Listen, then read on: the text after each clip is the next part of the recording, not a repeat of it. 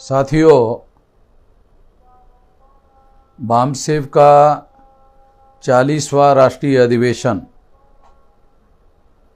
और भारत मुक्ति मोर्चा का 13वां राष्ट्रीय अधिवेशन 24 दिसंबर 2023 से 28 दिसंबर 2023 तक 5 दिन तक ये अधिवेशन नागपुर में होने जा रहा है।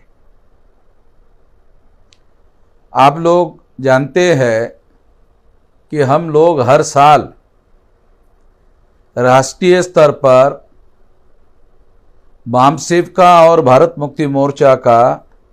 रेगुलर राष्ट्रीय अधिवेशन लगाते हैं ताकि ये पता किया जा सके कि हमारी राष्ट्रीय स्तर पर जो गतिशीलता है वो किस तरीके से कार्यरत है और संगठन और आंदोलन आगे बढ़ रहा है या नहीं बढ़ रहा है, इसका टेस्ट करने का एक बहुत बड़ा पैमाना राष्ट्रीय अधिवेशन के माध्यम से हम लोग अपने लिए टेस्ट के तौर पर लगाते हैं। इस साल भी सारे देश भर में बामसेफ की जो गतिविधियां है वो अब 32 राज्यों में फैल गई है और 32 राज्यों में 567 तक ये जिले में पहुंची हुई गतिविधियां थी। अब हमारी योजना है 729 जिलों तक पहुंचाने की और 729 जिलों में लोगों को काम पर लगाया गया है। अब ये देखना बाकी है कि 729 जिलों में से कितने जिले के लोग, कितने डेलीगेट्स लोग जो है सारे देश भर में से हमारे इस राष्ट्रीय अधिवेशन में उपस्थित रहते हैं। वैसे प्राथमिकता के अनुसार बामसेफ का राष्ट्रीय अधिवेशन हर साल होते रहा है, आगे भी होता रहेगा, मगर हम लोगों ने अभी आंदोलन को प्राथमिकता दी है। बामसेफ संगठन निर्माण करने का जो महत्वपूर्ण कार्य था वो बामसेफ के द्वारा बहुत बड़े पैमाने पर किया जा चुका है और आने वाले समय में भी बामसेफ इस बेसिक और बुनियादी नेटवर्क के आधार पर आगे बढ़ता रहेगा और बढ़ाता रहेगा। मगर अब हम लोग भारत मुक्ति मोर्चा के राष्ट्रीय स्तर पर होने वाले इस कार्यक्रम के द्वारा सारे देश भर से आंदोलन करने वाले लोगों को भी इस अधिवेशन में आमंत्रित कर रहे हैं और बड़े पैमाने पर आंदोलन करने वाले संगठन को प्राथमिकता के तौर पर विकसित करने की योजना पर काम कर रहे हैं।